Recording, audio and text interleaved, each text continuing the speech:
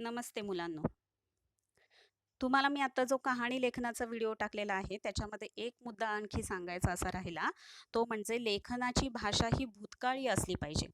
कथालेखन तुम्ही जेव्हा करणार आहात, कहाणी जेव्हा तुम्ही लिहिणार आहात, तेव्हा पास्ट टेन्समध्ये ती कहाणी लिहिली पाहिजे. हा एक मुद्दा सांगायचा राहिला होता, तो लक्षात घ्या. आणि निबंधासाठी तुम्ही जी वही केलेली आहे, उपयोजित लेखनासाठी जी तुम्ही वही केलेली आहे, त्या वहीमध्येच सगळे निबंध लिहून झाल्यानंतर ही कहाणी लिहायची आहे. आणि वर्गपाठामध्ये आता आठवड्याचे वार जे मी इथं तुम्हाला दिलेले आहेत, आठवड्याचे वार, इंग्रजी महिने 12, मराठी महिने आणि सण आणि आपले नातेवाईक, या गोष्टी अशासाठी लिहून ठेवायच्या आहेत. आठवड्याचे वार, इंग्रजीचे 12 महिने, मराठीचे महिने आणि सण आणि आपले नातेवाईक, या सगळ्या गोष्टी तुम्हाला निबंधांमध्ये, कहाणीमध्ये, पत्रलेखनामध्ये सतत वापराव्या लागतात. तर त्या शुद्ध रूपात वापरता आल्या पाहिजेत आणि त्या तुमच्या पाठही असल्या पाहिजेत. याच्यासाठी या सगळ्या गोष्टी तुम्ही आधी क्लासवर्कमध्ये, वर्गपाठामध्ये लिहायच्या आहेत. आणि त्यानंतर आता आपण प्रत्यक्ष पुस्तक शिकायला सुरुवात करणार आहोत.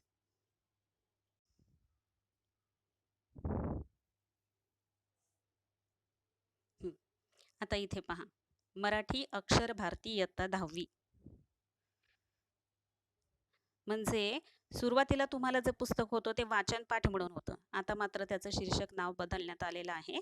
आता वाचन पाठच्या ऐवजी अक्षर भारती असं नाव करण्यात आलेलं आहे इयत्ता 10वीच्या पुस्तकाचं.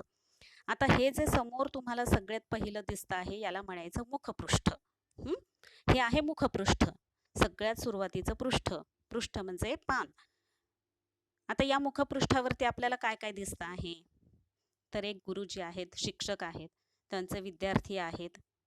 निसर्गामध्ये ते प्रत्यक्ष पाहत आहेत, काहीतरी गुरुजी दाखवत आहेत, विद्यार्थी पाहत आहेत, एकमेकांशी चर्चा चाललेली आहे. म्हणजेच एक तर आपल्याला यातून हा संदेश मिळतो की आपण निसर्ग जपला पाहिजे. आणि आता आपण अभ्यास कसा करायचा आहे इयत्ता 10वीचा, तर इथे जे प्रत्यक्ष त्यांनी कृती दाखवली आहे, म्हणजे प्रत्यक्ष कृतीतून आपल्याला आता शिकायचं आहे. तर सगळ्यात आधी महत्त्वाचं आहे ते म्हणजे निरीक्षण करणं. कुठलीही निसर्गातली गोष्ट असू दे, कोणतीही गोष्ट शिकत असताना सगळ्यात आधी महत्त्वाचं आहे निरीक्षण करणं, बारकाईनं पाहणं. मग ती गोष्ट पाहिल्यानंतर एकमेकांशी चर्चा करणं, संवाद करणं, मग त्याच्यामध्ये श्रवण करणं, चांगल्या पद्धतीनं ऐकणं, एकमेकांमध्ये संभाषण करणं आणि त्याच्यानंतर मग त्या गोष्टींचं वाचन करणं, चिंतन करणं. चिंतन करणं, वाचन 2 प्रकारचे असतात, अनुवाचन, प्रकट वाचन. एक तर मौन वाचन तुम्ही करता, त्याच्यानंतर प्रकट वाचन तुम्ही करता, ते दोन्ही तुमचं चांगलं असलं पाहिजे. आणि त्याच्यानंतर भाषण देणं, संभाषण करणं, एखाद्या गोष्टीवरती चिंतन करणं आणि त्याचं आकलन झाल्यानंतर मग ती गोष्ट तुम्हाला अभिव्यक्तीमध्ये मांडता आली पाहिजे. म्हणजेच काय की व्यक्त होणे. अभिव्यक्ती म्हणजे काय, व्यक्त होणे. तुमचे जे काही विचार असतील, कृती असेल, भावना असेल, ती तुम्हाला व्यक्त करता आली पाहिजे, लेखनातून मांडता आली पाहिजे. त्यामध्ये तुमच्या स्वतःच्या मताला, तुमच्या भावनेला, तुमच्या विचारांना फार महत्त्व देण्यात आलेलं आहे.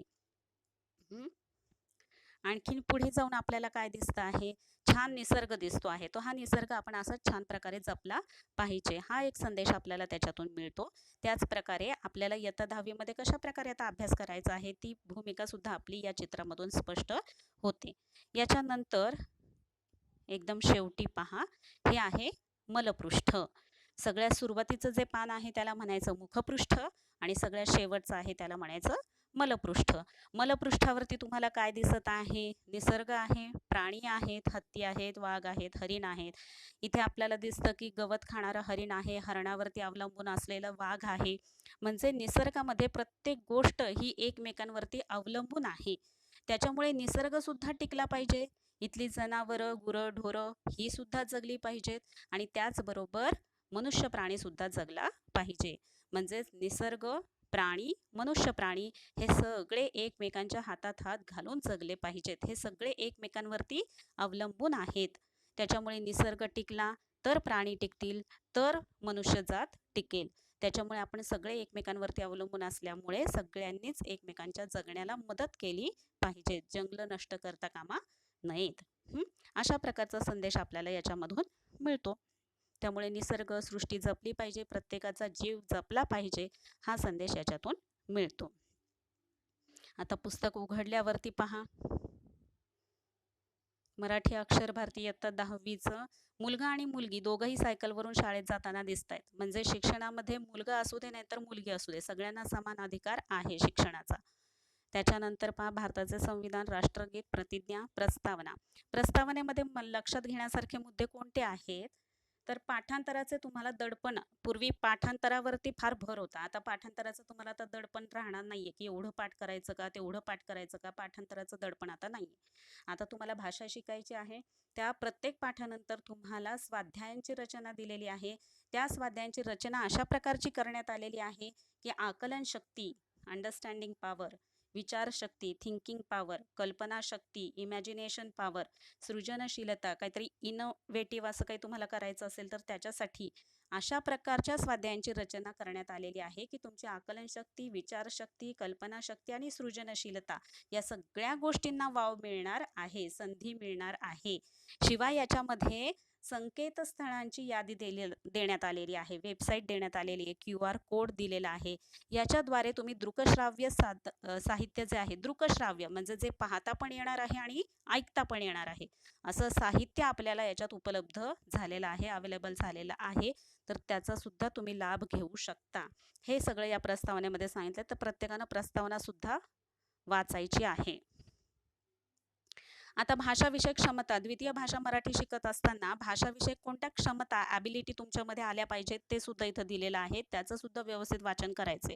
श्रवण, भाषण, संभाषण, वाचन, लेखन, अध्ययन कौशल्य आणि भाषाभ्यास याच्यामध्ये जे जे तुम्हाला मुद्दे देण्यात आलेले आहेत त्यांचं सुद्धा व्यवस्थित वाचन करा. म्हणजे आपल्याला एक आयडिया येईल, एक क्लिअर होऊन जाईल आपल्याला की आपल्याला या पाठ्यपुस्तकामधून काय काय मिळवायचं आहे आणि कसं कसं मिळवायचं आहे. मग याच्यामध्ये निरीक्षण आहे, श्रवण आहे, वाचन आहे, चिंतन आहे, आकलन आहे, अभिव्यक्ती आहे, लेखन आहे, भाषण आहे, संभाषण आहे. अशा सगळ्या भाषिक कौशल्यांचा विकास हा तुमचा या पाठ्यपुस्तकातून होणार आहे. आणि एक रंजक पण पुस्तक आहे, ज्ञान देणार आहेच पण ज्ञानाबरोबर रंजक असं हे पुस्तक आहे. आता अनुक्रमणिकेमध्ये भाग 1, भाग 2, भाग 3, भाग 4 तुम्हाला दिलेले आहेत. त्याच्यामध्ये पाठ आहेत, कविता आहेत, स्थूल वाचन आहेत. आता इथे पहा,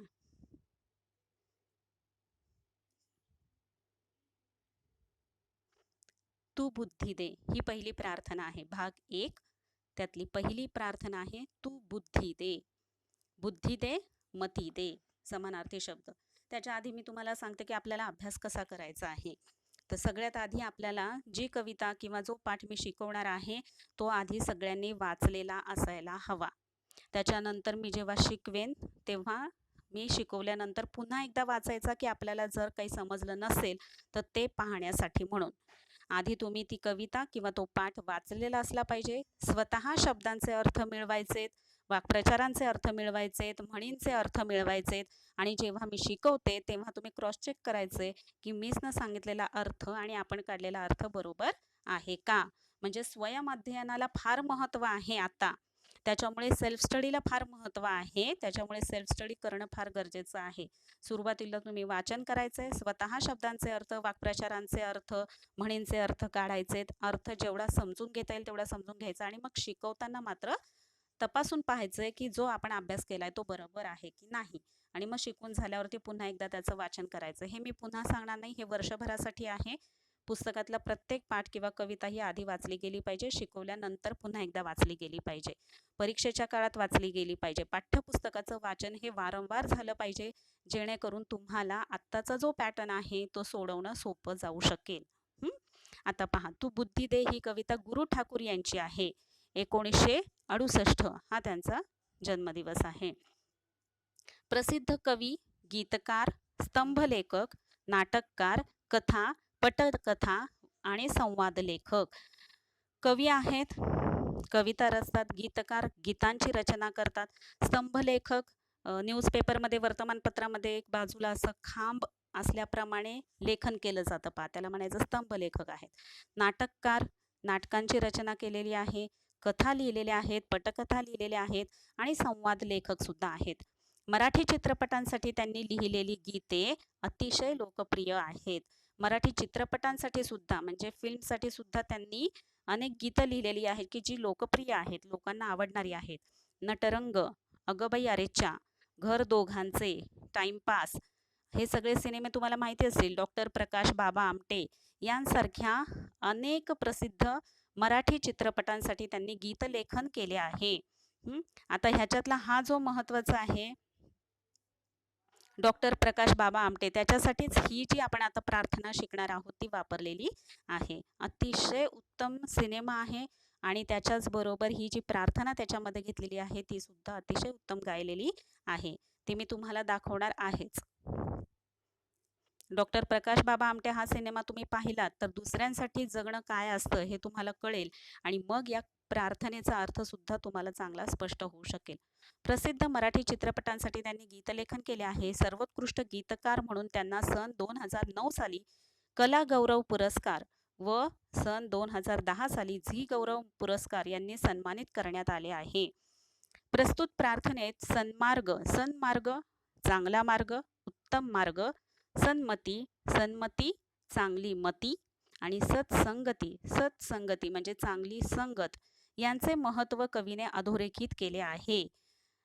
कायम सत्याची कास धरता यावी, सत्य ट्रूथ, नेहमी सत्य बोलता आलं पाहिजे, सत्याचा आग्रह धरता आला पाहिजे.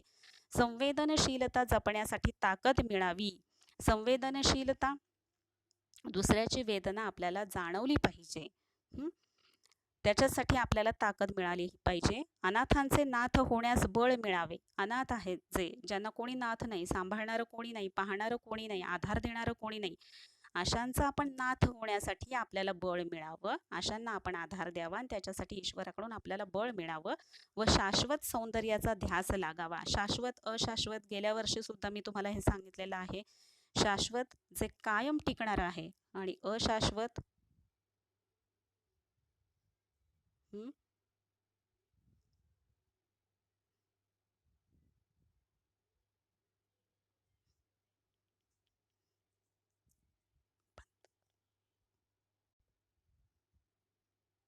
शाश्वत कायम टिकणारे.